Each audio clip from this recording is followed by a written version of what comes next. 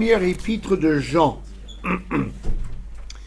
La première épître de Jean est vers la fin de la Bible, juste avant l'Apocalypse. Jean donc a écrit le quatrième évangile, l'évangile selon Jean, qui est célèbre, puisqu'il présente Jésus-Christ, le Fils de Dieu, et le plan du salut, plus que tous les autres évangiles. Et puis, il a écrit 3 lettres, 1, 2 et 3 Jean, on les appelle. Et puis, il a écrit l'Apocalypse, la révélation de la gloire de Jésus-Christ. Mais la dernière fois que j'ai annoncé la parole ici, et ça remonte à au moins un mois et demi, je crois, on a commencé une petite série dans 1 Jean. Et donc, on va essayer d'aborder 1 Jean par thème. 1 Jean et les écrits de Jean en général, Jean prend un thème et puis il amène ce thème à un thème voisin qui amène à un thème voisin de ça, et puis il revient et il reprend les thèmes sous un autre aspect ou plus en profondeur. Ce n'est pas du tout comme l'apôtre Paul qui va être plus linéaire, traiter un sujet, complètement passer à un autre sujet. Donc parfois, quand on doit enseigner la Bible, on trouve Jean, c'est un peu difficile parce que ce n'est pas comme on a l'habitude. Et pourtant, évidemment, ces écrits sont autant inspirés que les écrits de Paul. Toute écriture est inspirée de Dieu. Et quand on lit Jean, on a l'impression de tout comprendre, que c'est très facile, les mots sont très faciles. Mais une fois qu'on a lu quelques versets, on se dit, mais attends, mais je crois que je n'ai rien compris. Et on va le relire. Et chaque fois qu'on relit ces mots simples, il y a une couche supplémentaire de compréhension. Et on se rend compte que son style et la manière dont Dieu l'a inspiré, c'est des écrits très profonds. On peut les lire toute sa vie et encore retrouver des nuances et des choses pour notre âme. C'est vraiment, ça c'est la qualité de la parole de Dieu. Donc aujourd'hui, on va regarder un des grands mots, un des mots thèmes, peut-être le principal mot thème de 1 Jean et des écrits de Jean en général, c'est le mot demeurer. Demeurer, vous connaissez tous ce mot, on a une demeure, c'est votre adresse là où vous habitez. Et on trouve ce mot demeurer ou demeurant, etc. On le trouve à peu près 80 fois dans la Bible. De la Genèse à l'Apocalypse, on trouve ce mot 80 fois. Mais sur un total de 80 fois dans toute la Bible, vous trouvez ce mot 20 fois en 1 Jean. Oh, c'est quand même incroyable, parce qu'un Jean, c'est que 5 chapitres. Et donc, demeurer, on voit que c'est un des mots thèmes de l'apôtre Jean, un mot choisi par l'Esprit Saint pour expliquer les choses. Alors, quand on parle de demeurer, dans la Bible, demeurer a plusieurs sens. D'abord, demeurer, ça tombe sur le sens. Demeurer, c'est rester au même endroit. Si vous demeurez quelque part, vous n'en déménagez pas, vous ne faites pas de voyage, vous restez sur place. Je demeure là. De vivre dans un certain lieu, j'y ai ma demeure. Demeurer peut aussi avoir l'idée, vous êtes sous un fardeau, vous êtes sous une épreuve, et vous restez là, vous ne cherchez pas à vous échapper, vous restez, vous supportez, et vous portez cette épreuve. Sans limitation de durée. Demeurer, c'est pas, je n'en peux plus, il faut que je me sorte là. Non, je peux rester là, je peux vivre, je vais supporter. Demeurer. Il y a aussi l'idée d'attendre. Demeurer quelque part, demeurer là jusqu'à ce que je vienne, demeurer en attendant quelque chose. Il y a aussi l'idée de se reposer. Il y a plusieurs sens, vous voyez. L'idée de se reposer. Je demeure dans ma maison, je me couche sur mon canapé, je demeure, je suis au repos, on enlève les chaussures, on met les pantoufles, on s'installe auprès du feu, vous voyez, on demeure et ça fait du bien. Et alors aussi, il y a le sens de tenir fermement, de demeurer ferme, de maintenir une position. Par exemple, si on est un militaire, on est là, et puis l'ennemi s'approche, mais on ne s'en va pas, on demeure, on reste, on résiste, on se tient fermement. Ce sont les sens dans lesquels ce mot est utilisé dans plusieurs livres de la Bible. 80 fois, il est utilisé et on voit tous ces sens dans les contextes où ce mot est utilisé. Mais l'idée principale de demeurer, c'est persévérer. Persévérer. C'est-à-dire, je suis là aujourd'hui, où serai-je dans 10 ans? Toujours là. Je fais un travail pour le Seigneur, dans 15 ans, est-ce que, oui, je ferai le même travail, je vais continuer fidèlement jusqu'à la fin. L'idée, c'est de persévérer, de rester, de demeurer, de persévérer. C'est tout le contraire que de prendre la fuite ou de faire un coup ci, un coup là, ou bien j'arrête tout, je ne fais plus rien. C'est tout le contraire de faire à l'essai. C'est je m'y engage et vous me trouverez là à la fin aussi. Je suis là pour la durée. C'est ça l'idée. Et donc, on va regarder uniquement dans les chapitres 2 et 3 ce mot demeurer. Bon, il apparaît 11 fois. Bon, je ne sais pas si on fera les 11, mais on va aller aussi loin que l'on peut. On va regarder donc dans 1 Jean chapitre 2 et le verset 6. Celui qui dit qu'il demeure en lui doit marcher aussi comme il a marché lui-même. L'apôtre Paul, il parle de quelqu'un qui dit « Moi, je demeure en Jésus. Je reste, je suis conscient de la présence du Christ dans ma vie. Je vis chaque jour en communion avec lui. » Bon. Sont rares les croyants qui demeurent vraiment et continuellement en Jésus-Christ. La plupart d'entre nous, on décroche de temps à autre. On passe un temps, quelques jours, parfois des semaines, où on n'est pas près du Seigneur, et après on revient vers lui et on demeure en lui, et puis on est conscient de sa présence, on est en règle avec lui, et puis on s'éloigne, et puis on se rapproche. Et c'est rare aussi le chrétien qui va dire « Je demeure toujours en Jésus-Christ, il est très présent dans ma vie, tous les jours je peux dire je suis dans sa communion. » Ceux qui demeurent en Christ, généralement, ils n'en parlent pas. C'est un peu comme la spiritualité. Je me méfie d'un croyant qui parle constamment de combien il est spirituel. Ouais, si vous êtes spirituel, vous parlez de Jésus-Christ et pas de votre spiritualité. Et donc Jean, attention, il dit, celui qui dit qu'il demeure en Christ, il y a un test pour voir s'il demeure vraiment en Christ, c'est comment se comporte-t-il? Quelle est son attitude?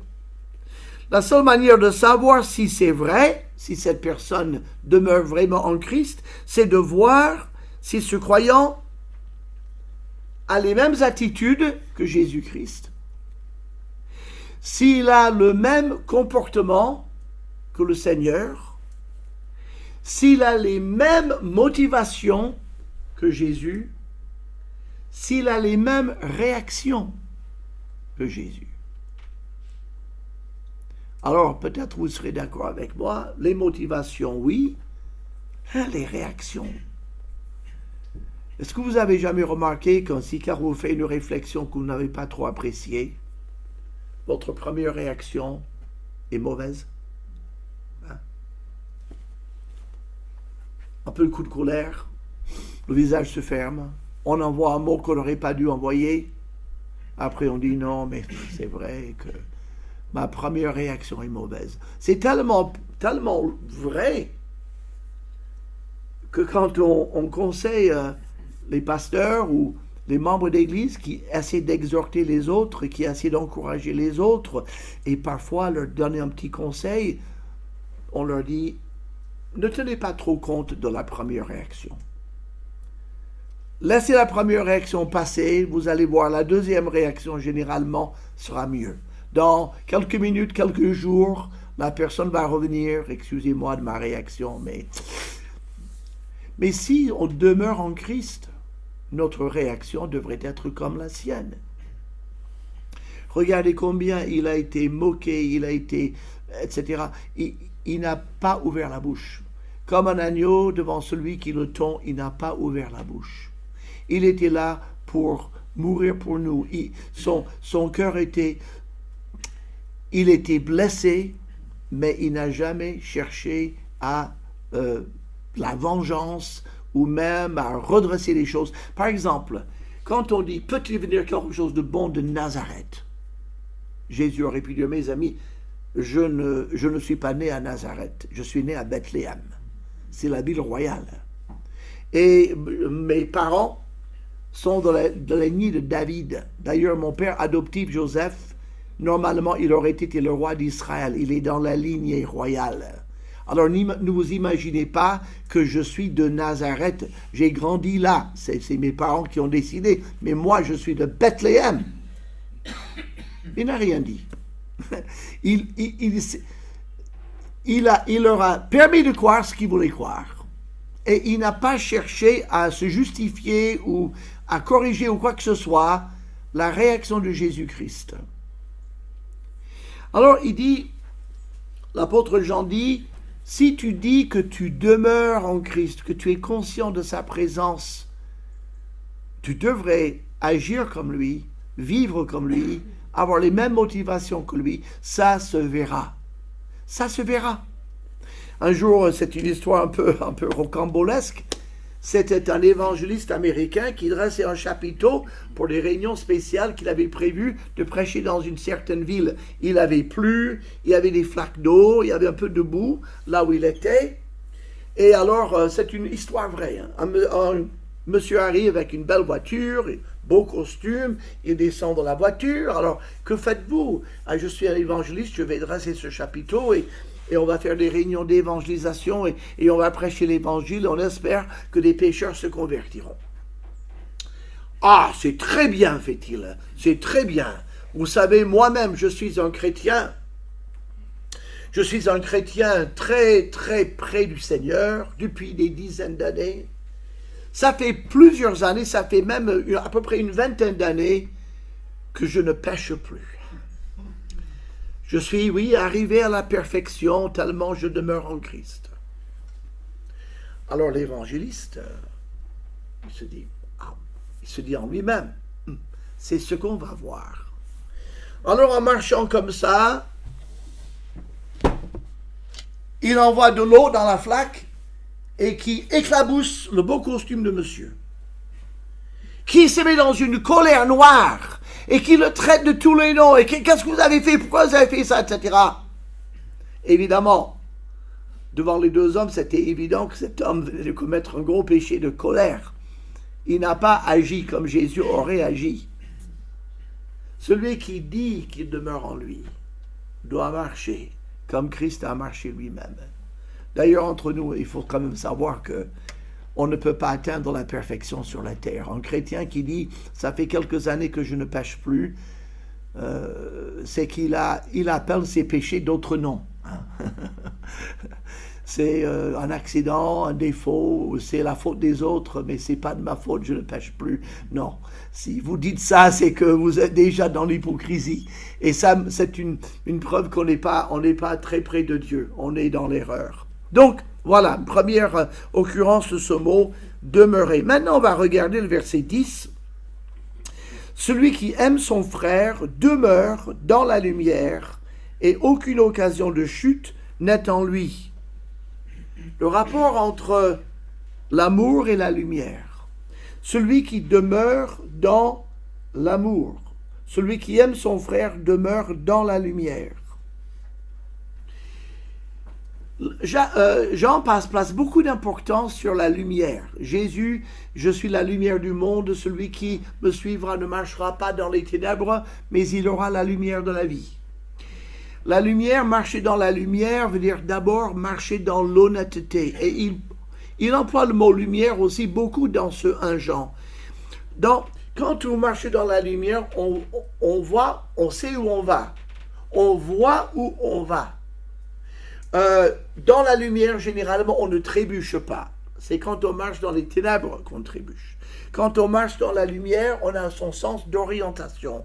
On sait où on se dirige. On peut se diriger avec assurance. Quand on marche dans les ténèbres, on va à tâtons et on risque un accident à tout moment.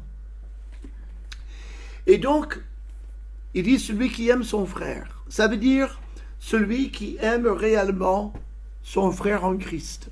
Celui qui aime le croyant. Celui qui aime ceux qui appartiennent à Christ. Jean place beaucoup d'importance, dirigé par l'Esprit Saint, sur l'amour fraternel, d'aimer sincèrement nos frères et nos sœurs en Christ. Et on ne penserait pas que l'amour puisse avoir un tel effet. Mais il dit, si tu aimes ton frère, si tu veux son bien ultime, si tu pries pour lui, si tu lui montres ton affection, si tu le respectes, si tu le traites avec honneur, avec prévenance, si tu veux son bien ultime et tu es prêt à faire tout ce que tu peux faire pour son épanouissement, c'est ça, aimer. C'est comme l'amour d'un pompier pour quelqu'un qui brûle dans un immeuble. Il ne pense pas à lui-même, il pense à sauver cette vie. C'est un amour volontaire. Ce n'est pas un amour simplement, il est sympa, je l'aime bien. C'est mon frère en Christ et on va passer l'éternité ensemble et je veux lui faire du bien. Il dit, si vous avez ce genre d'attitude vis-à-vis de vos frères et sœurs en Christ, vous marchez dans la lumière. Vous discernez tout. Vous voyez les motivations, les cœurs. Vous voyez où vous allez. Vous voyez la tentation quand elle se présente. Vous voyez le péché quand il tape à ta porte. Vous voyez les dangers avant de tomber dans le précipice. Vous voyez tous les dangers. Vous êtes dans la lumière. Vous êtes éclairé. Quand vous lisez la parole, le Saint-Esprit vous illumine. Vous comprenez la pensée de Dieu. Vous comprenez ce que Dieu veut pour vous. Marcher dans la lumière, c'est tout ça. Et marcher dans la lumière, c'est si tu pêches, si nous péchons, le Saint-Esprit nous montre rapidement que nous avons péché et nous confessons ce péché et nous l'abandonnons et nous continuons à vivre dans la lumière. C'est ça, vivre dans la lumière. Vivre dans l'honnêteté. Vivre dans la lumière ne veut pas dire être parfait. Vivre dans la lumière veut dire être honnête, ouvert devant Dieu, avec une attitude d'humilité, avec une attitude d'honnêteté, avec une attitude de dépendance. Non seulement il vit dans la lumière, mais la Bible dit aucune occasion de chute n'est en lui. Ça, c'est extraordinaire. Celui qui vit, qui aime son frère, aucun croyant, aucun inconverti va être choqué par sa manière de vivre, va être choqué par son exemple, va être choqué par son attitude. Il ne provoquera personne au péché. Il ne provoquera personne à la colère, sauf s'ils sont en colère contre Dieu. Il ne provoquera la chute de personne. Il ne sera un mauvais exemple pour personne. Personne ne chutera ou tombera dans le péché en voyant son exemple.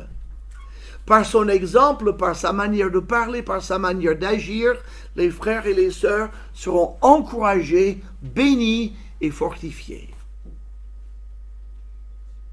Qu'est-ce que vous en pensez? On aspire à être comme ça, hein? Alors, de prime abord, on ne penserait pas que le fait d'aimer son frère et sa sœur en Christ aurait tellement de répercussions dans sa propre vie.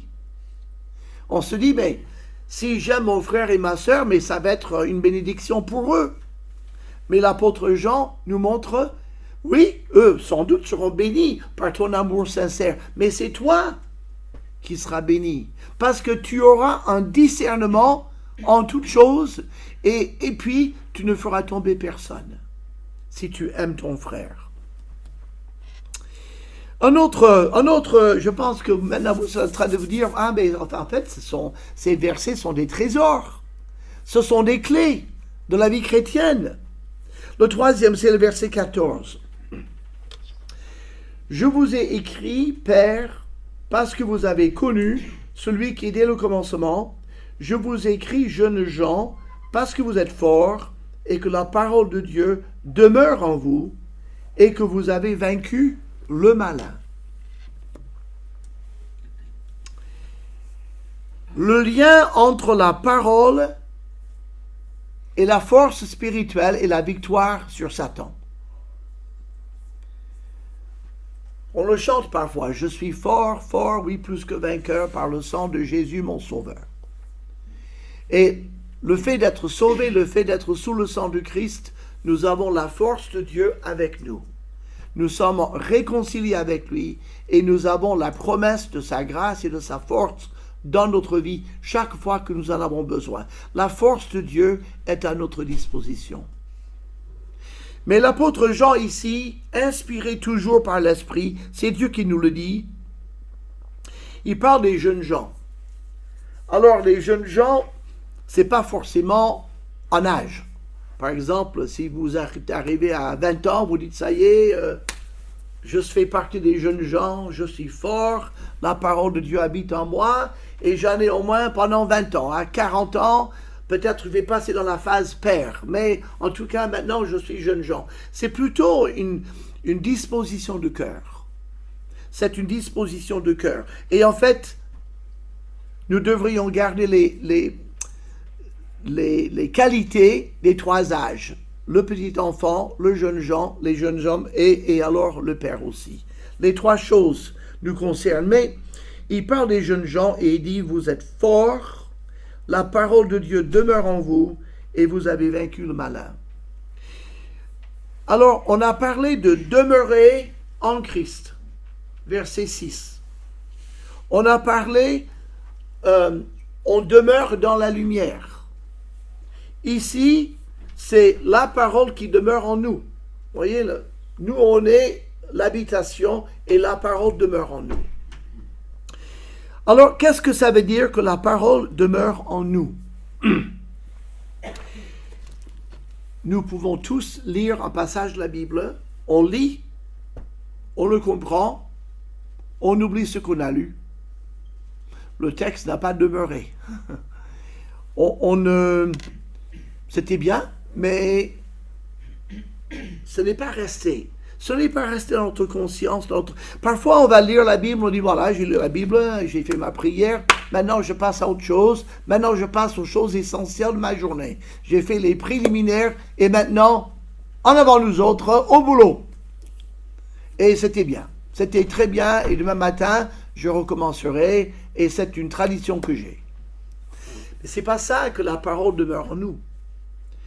La parole qui demeure en nous, ça veut dire que nous la méditons, nous y réfléchissons dans la journée à ce que nous avons lu, un verset que le Seigneur nous ramène, comme nos frères et sœurs qui ont partagé aujourd'hui. Ils ont lu quelque chose de la Bible qui les a marqués. Des jours après, ils sont encore frappés par cette vérité qui s'est imposée à leur esprit. Ils l'ont lu des centaines de fois, mais jamais ça ne les a frappés. Et là, c'est un sujet de méditation. C'est ça l'idée. La parole demeure en nous. Ça nous frappe, ça nous marque, on y réfléchit, on médite. On dit, qu'est-ce que cette vérité fait dans ma vie? Quels sont les fruits dans ma vie que je dois voir? Ils apprennent par cœur. On apprend des versets par cœur, tellement on les répète, on réfléchit, on apprend par cœur. La parole qui demeure en nous nous oriente aussi. Devant une décision, c'est ce que nous connaissons dans la parole de Dieu qui va nous montrer le bon chemin et le chemin qu'il faut éviter. Quand la parole de Dieu demeure en nous, nous lui obéissons. Dieu me dit dans sa parole, j'obéis. Avant, je n'obéissais pas. Avant, je faisais comme je voulais. Avant, je faisais ce qui me semblait logique. Maintenant, je sais ce que Dieu veut.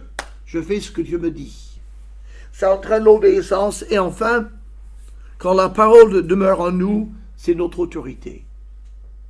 Je ne peux pas faire autre chose.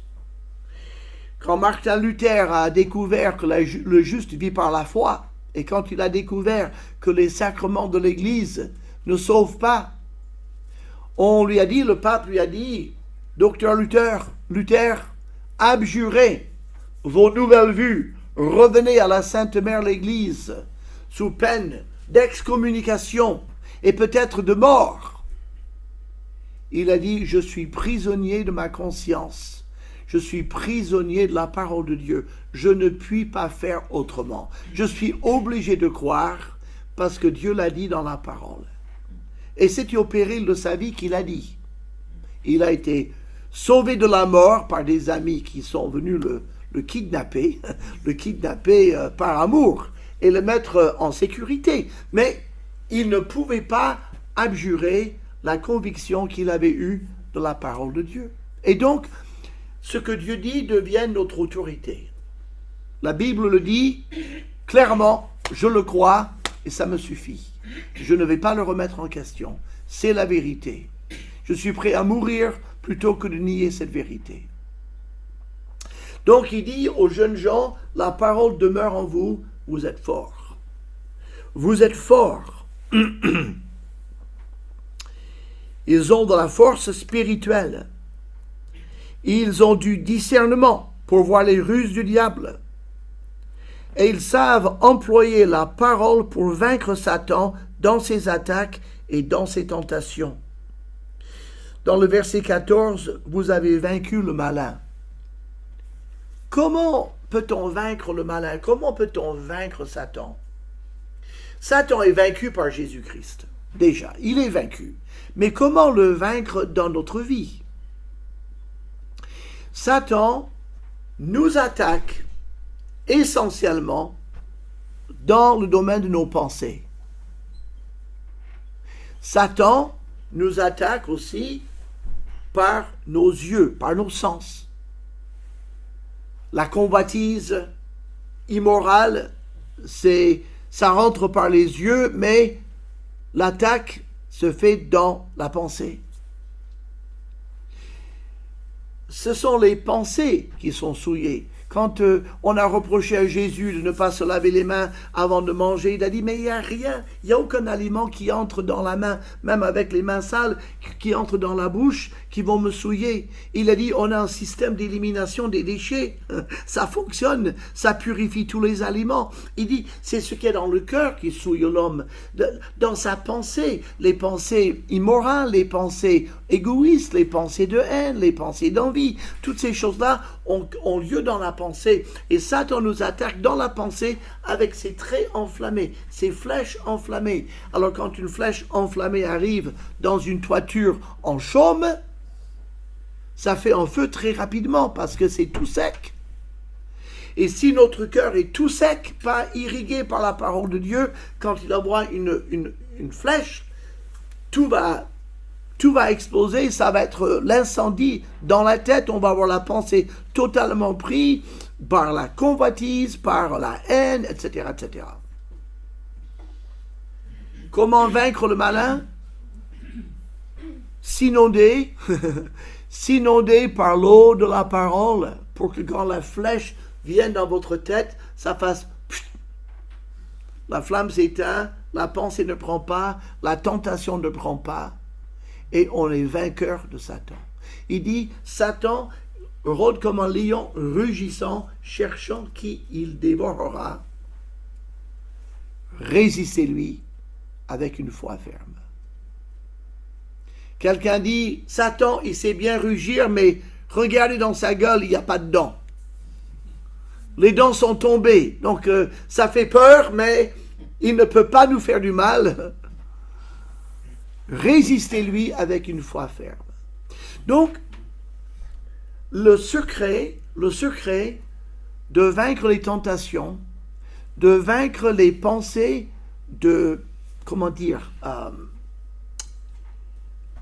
les pensées, oui, il joue avec notre psychisme aussi. Il peut jouer avec notre image de nous-mêmes, soit pour la gonfler, soit pour la diminuer en disant « Tu es tellement plus spirituel que ces chrétiens. Tu vois bien qu'ils sont une bande d'hypocrites. Pourquoi tu es avec ces gens-là qui sont tellement charnels?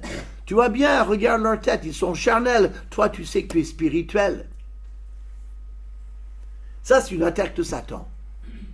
Ou alors l'autre attaque, tu es tellement loin de Dieu.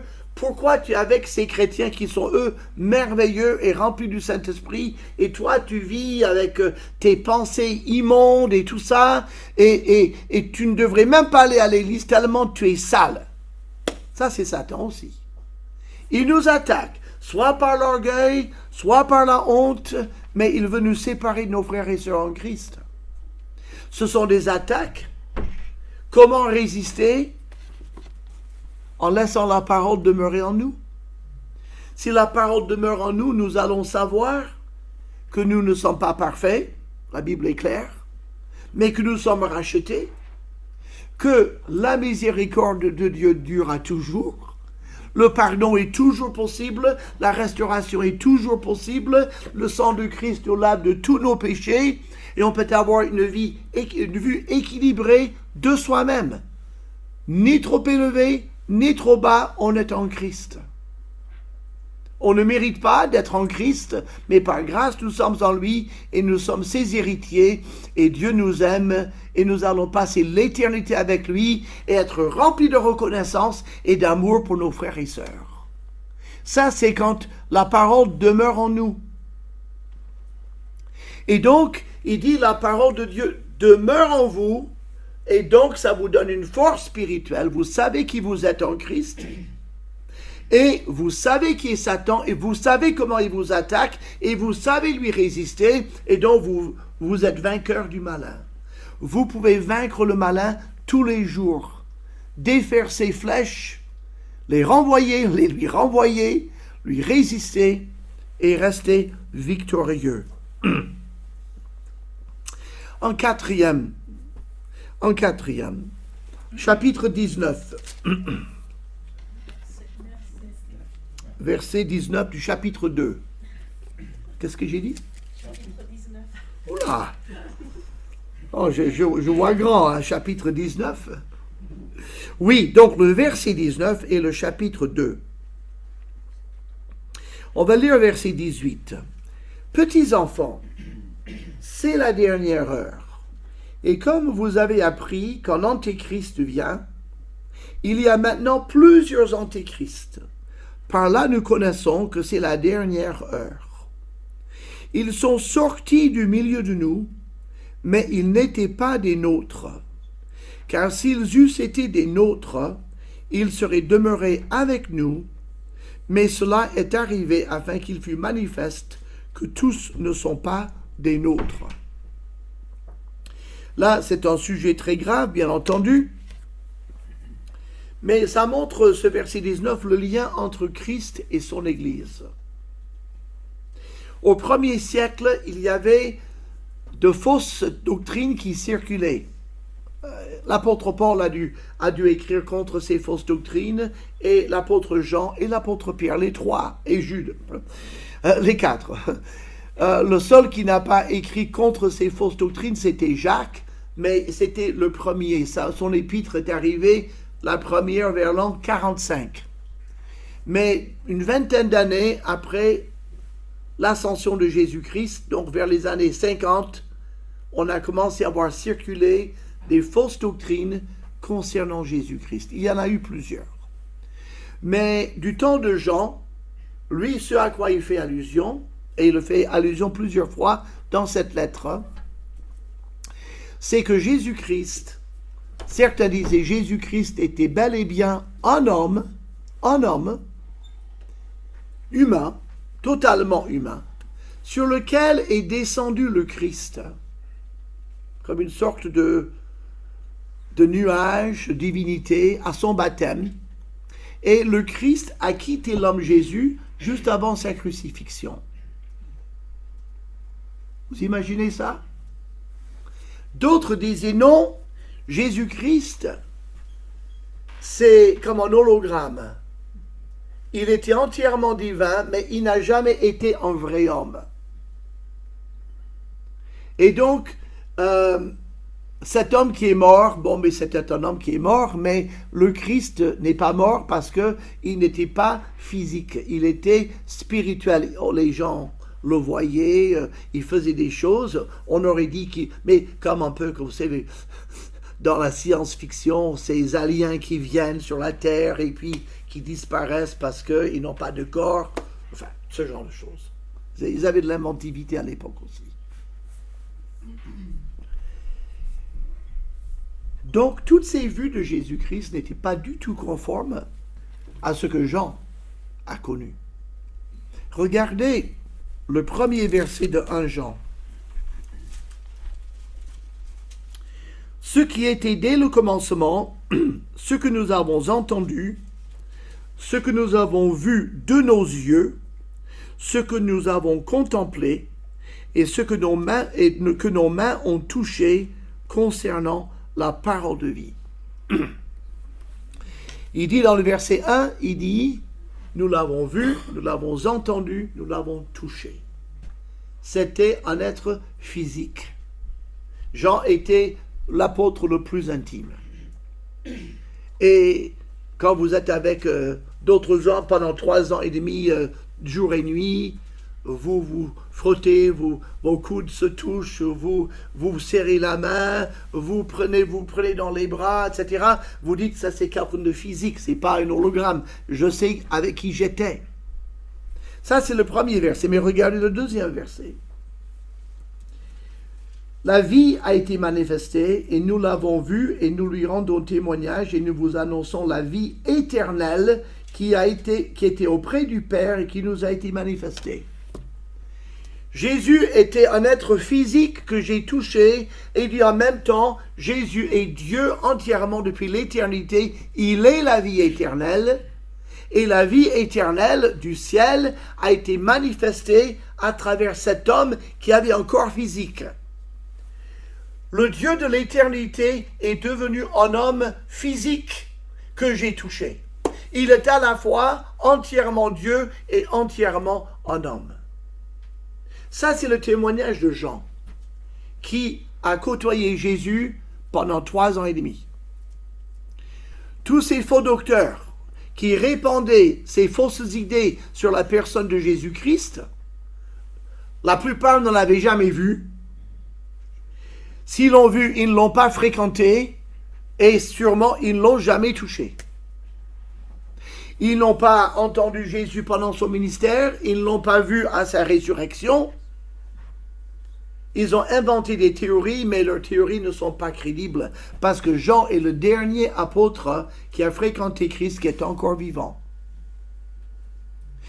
C'est dans ce contexte-là qu'il dit, il y a plusieurs antéchrists, plusieurs personnes qui enseignent des choses qui sont fausses vis-à-vis de Jésus-Christ, le Fils de Dieu, Dieu devenu homme.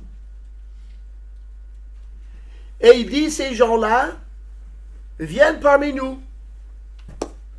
Vous êtes chrétiens? Bien sûr. Vous aimez Jésus-Christ? Ah oui, absolument. Qui est Jésus-Christ pour vous? Ah, mais c'était ce nuage qui est venu sur cet homme Jésus. Un merveilleux homme d'abord. Et puis, mais voilà, est-ce que Jésus, l'homme Jésus physique, est ressuscité? Non, non, non. Mais le Christ, sa présence spirituelle est ressuscitée et elle est parmi nous aujourd'hui. Voilà comment il parlait. Alors les chrétiens qui étaient attachés à Jésus-Christ selon ce que Jean et les autres apôtres l'avaient enseigné, ils ont dit ça va pas. Non, on ne parle pas du même Jésus. On ne parle pas du même Jésus. Quand quelqu'un dit aujourd'hui que je suis chrétien, ça ne veut pas dire grand-chose. Qui est Jésus-Christ pour vous?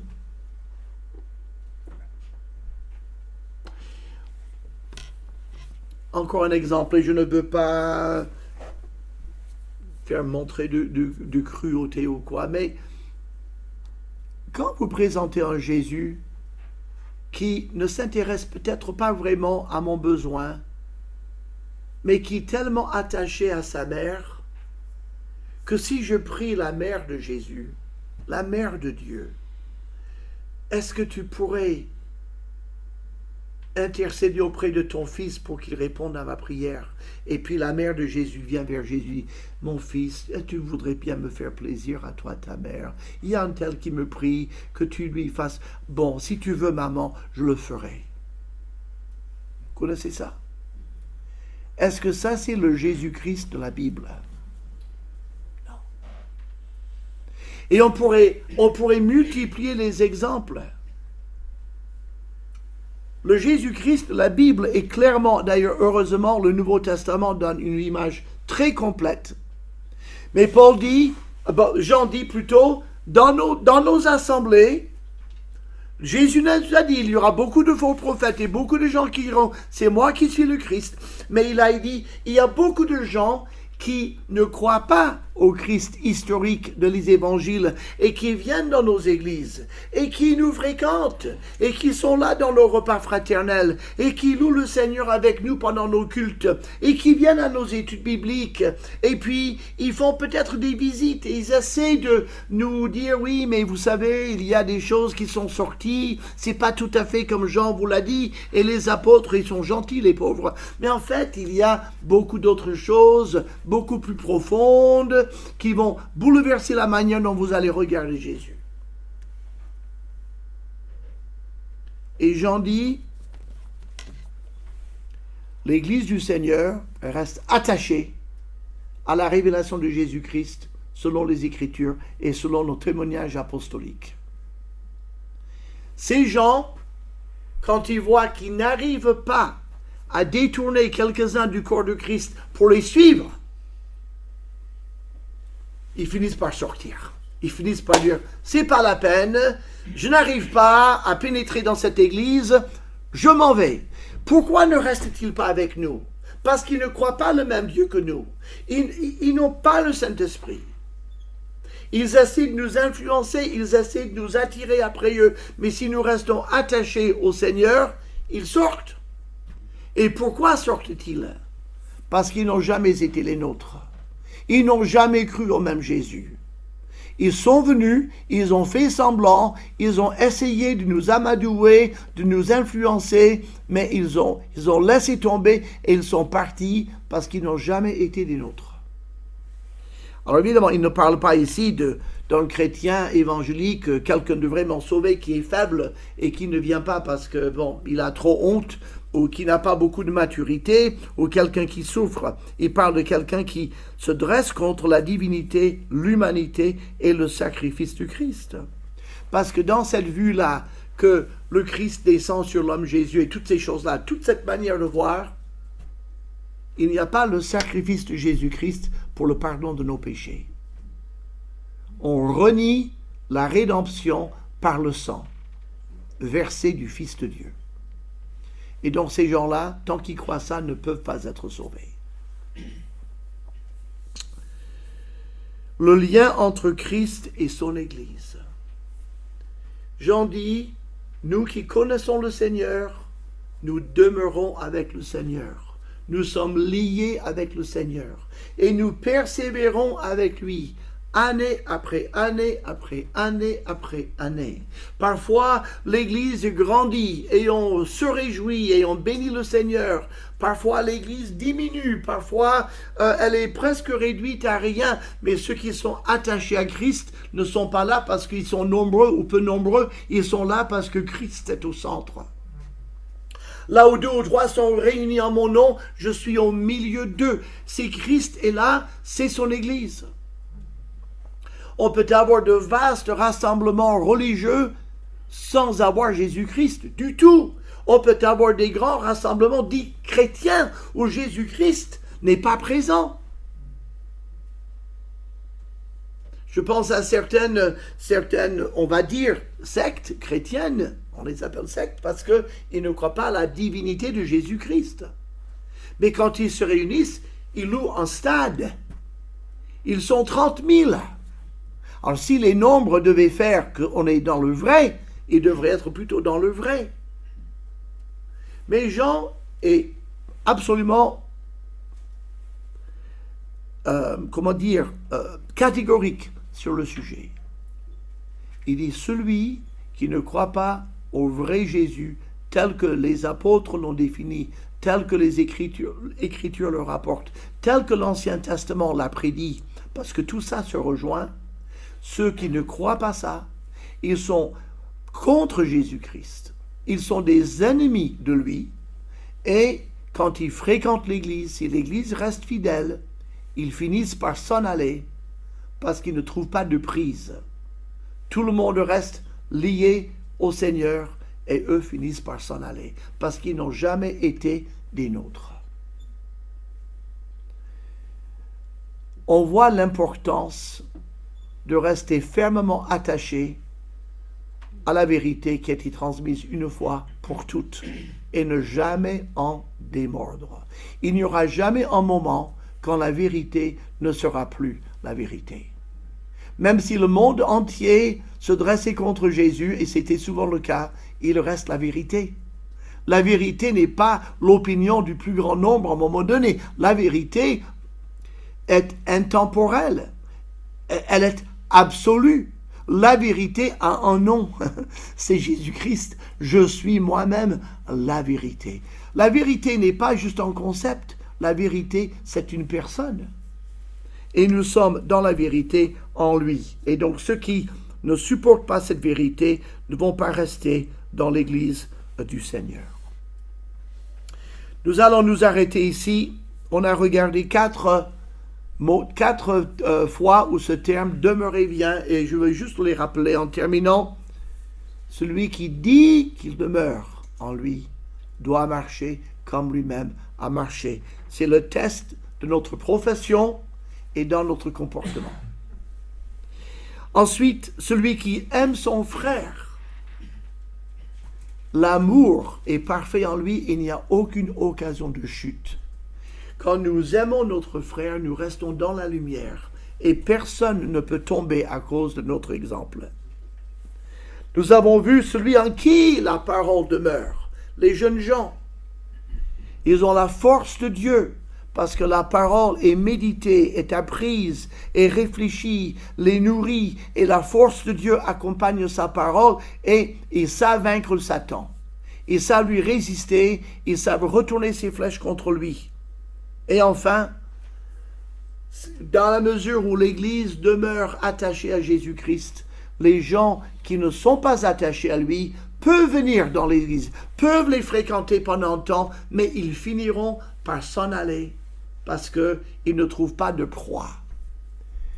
Le fait d'être fermement attaché à Christ nous protège de beaucoup de mensonges. Rester attaché à la vérité, on discerne le mensonge et on peut lutter contre lui. Notre Dieu et Père, merci pour cet enseignement tout simple, mais qui est profond, comme tout ce qu'a écrit ce merveilleux apôtre. Nous te remercions pour ces mises en garde qui valent encore aujourd'hui, cette vérité qui est intemporelle. Merci d'avoir ouvert nos yeux et nos pensées, notre compréhension à qui est Jésus-Christ réellement. Merci pour la nouvelle naissance. Merci pour la joie du Saint-Esprit qui est en nous, parce que tu es en nous. Merci de pouvoir faire partie de ton Église. C'est le plus grand privilège de notre vie ici-bas, te connaître et te faire connaître. En son nom, nous prions. Amen.